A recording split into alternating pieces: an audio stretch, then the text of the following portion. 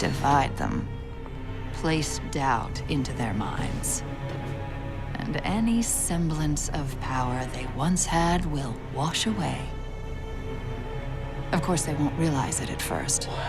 Like you, they'll cling to their fleeting hope, their aspirations. But this was merely the first move.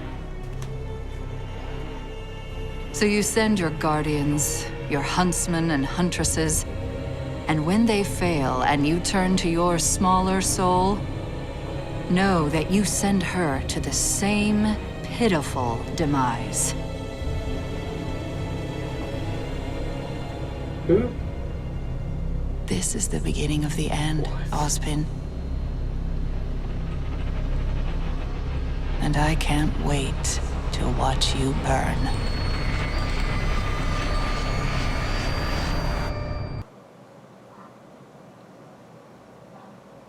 What the heck was that? Ladies and gentlemen, RWBY just got really relevant. How's it going, guys? Welcome to TheBlueShifting. RWBY has blown it out of the water this season. For those of you who don't know, RWBY is a computer animated show developed by the popular web team Rooster Teeth. You know, they're the guys that are behind Red vs. Blue, The Stranger Hood, and more recently Laser Team. All of these productions have been fantastic, and RWBY has always been one that's been pretty popular of theirs. However, recently, RWBY has taken steps to become not only one of the most interesting shows that's on the internet currently, but possibly one of the most relevant animated shows available to you. This is a big thing to say because there's a plethora of animated anime and also shows in the United States that are very, very, I don't know, popular, very, very big, have a lot of success. But RWBY's really taken it a step creatively that really brings it above the majority of these works. RWBY has just become one of the most relative shows in all media, and this is why. First of which, the show starts off kind of smallish, but you can tell now that everything that they did wasn't just out of like a lack of funding or a lack of direction, but that they've been planning this all along. Now, when I watched the first 2 seasons, I have to admit, I started it because I was originally a fan of Rooster Teeth.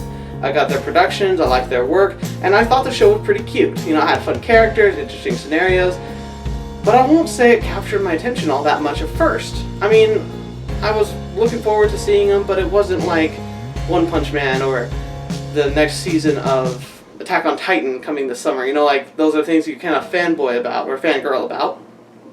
You know, tomato, tomato.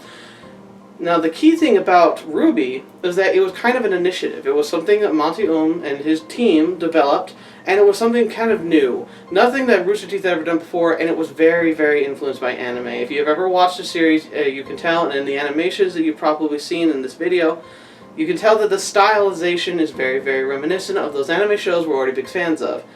However, it definitely is American. So immediately a lot of people will probably brush it aside because it's not anime. And it's true, it's not by definition anime. But it is so influenced by such things that I think if anybody enjoys anime, they will like RWBY. Seasons 1 and 2 kind of came off a bit childish. It's hard to say that, but it really is true. There was a lot of just like cliches and like almost like a Harry Potter-esque feel where like everything's full of magic and wonder and no one can possibly actually get hurt. They got a magic system that they explain and a combat system that makes sense, and they have, you know, enemies to fight. However, if they're not the mindless monsters that just kind of get slaughtered by the thousands, it's this nebulous, I don't know, generic kind of villain that has really no direction at first. At least not one we can find out. They add to an air of mystery, but they leave so much to the mystery that we really just feel like we're just reacting to everything that's happening, and that these situations literally are just plopped in our laps to kind of show off some of the fun combat, which is cool, but as far as story goes, not super incredible. One of the big things that it's done right from the start is it's always had an adherence to rules. Now, what I say about that is I feel that there are so many systems where you have either a magic system or a legal system or a world system where there are expectations and rules, especially involving like gaming like systems of magic. And a lot of times, especially in anime, they have a tendency to say, alright, here's the rule, but the hero can just not have to do that. And that's really, I think, a failing of a writer. Because if we go into a series, especially if it's repetitive, where the hero again and again just breaks the rule or the limit, as you might find, that's supposed to be in place, and they just seem to be able to brush it aside and say, oh, there's nothing to that, it really diminishes an impact in those types of situations where they should be in danger. Some of the examples to this are Dragon Ball, Sword Art Online, and just these other series where something happens that literally could be told as being either miraculous or almost like a Superman style of he's just so powerful, nothing can destroy him. Or the resurrection, like I said, Dragon Ball, often bringing those people back to life, it kind of diminishes the reality of death. You know, there's really no consequences.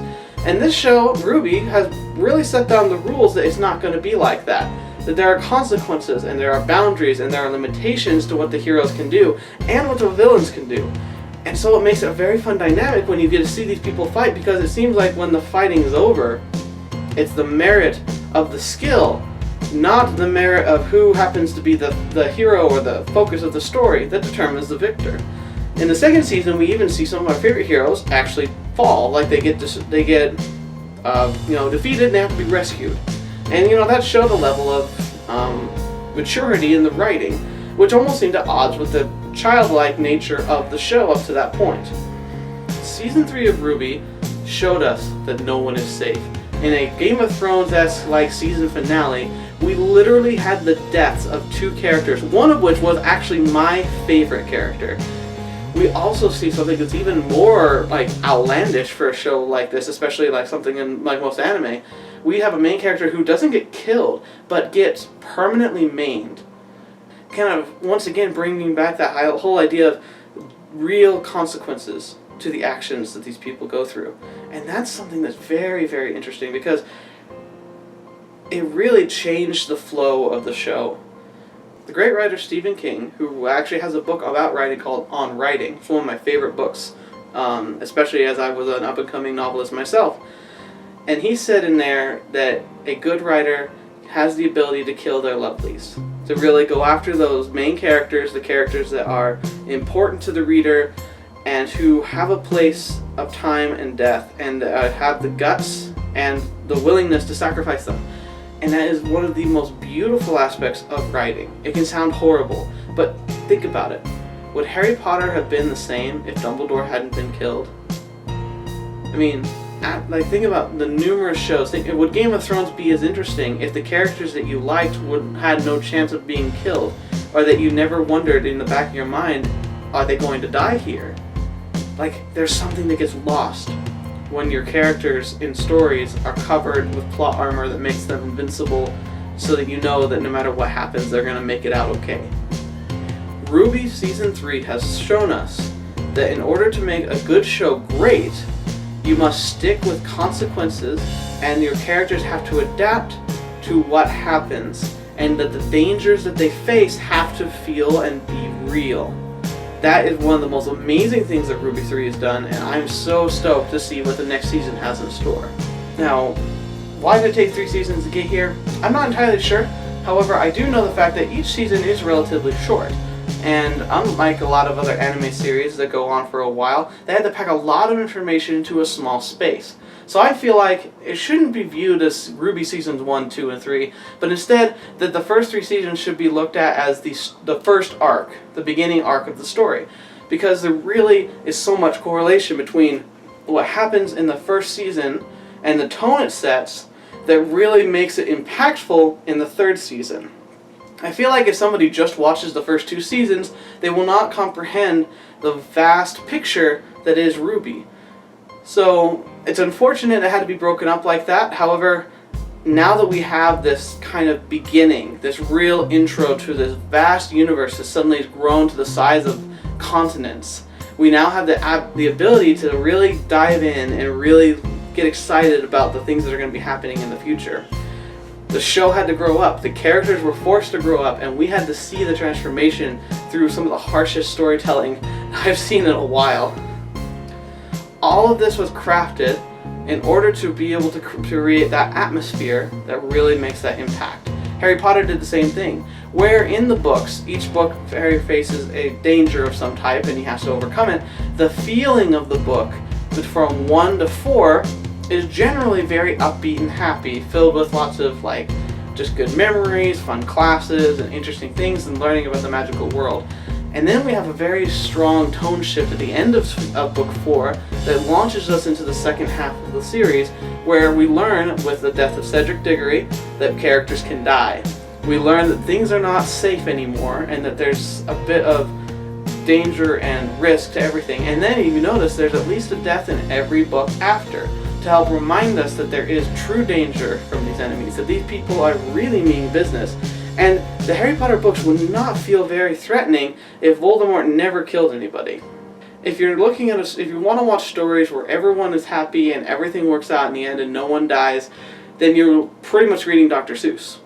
So if you want to actually have good content, you have to be willing to face the fact that some of your favorite characters are going to die, and that some things are going to happen that make you sad. Finally, I'm going to conclude with the craftiness of the enemy. Now, in the first season, we almost see nothing of the real villains, like just shadows and like one weird dude with red hair. In the second season, we start to see a bit more that there's like some master plan going on, but it literally feels empty. Like there's no rhyme or reason for what they do that we can see. You know, it's always like, oh, you're going to see, it's going to come, it's going to happen. Yeah, and it's like, not really anything happens. Then season 3 kicks in, and that's when we actually see the master plan. And the villains in RWBY might be some of the most dastardly people I've ever met. I still don't understand why they're doing what they're doing, but the brutal efficiency at which they do it, and the willingness they have to target civilians openly, and to be able to see those civilians running in terror, being carried away by monsters, and being run down in the street, really makes it feel like, I don't know, it makes it visceral, and makes it something that brings gasps out of you, and makes you really want the heroes to win, and to win quickly, because everything that can go wrong seems to go wrong. You know, Murphy's Law, that seems to be one of the most important aspects of a good story, because there's no conflict if you don't have things go wrong. So in short, RWBY might be the one show that you haven't seen that you have to see. You may be missing one of the most fascinating and brilliant developments of story that has come out in the recent years. I wish it could be faster, but you know, an animation team, an acting team can only work so fast. But I'm excited to know that they are continuing, and that we've barely hit the drop in the bucket when it comes to the content and the great laughs and the great trials and the great scares and the great emotions that are coming in the future of RWBY. So I'll leave a link down below to Rooster Teeth and to the channel of all the episodes they've released. They're very friendly about making sure everybody can see their content. Also, anything that Rooster Teeth does is pretty good, so make sure you give them a good look. If you haven't subscribed, I would consider doing so. They do fantastic work, and have been one of my inspirations. Thank you so much for listening to this. If you have thoughts about RWBY, please leave them in the description below. What did you think about Season 3? Do you like where they're heading with the story, or do you think it's too dark a turn for a show that seems targeted towards a younger audience at first? Do you think RWBY should be considered an anime? That's a really big topic for discussion. I honestly am not sure where I can classify it. It's more of an anime than The Last Airbender, but it's not an anime because an anime has to be a Japanese animation. That's the literal definition of it. But for all intents and purposes, can we count it?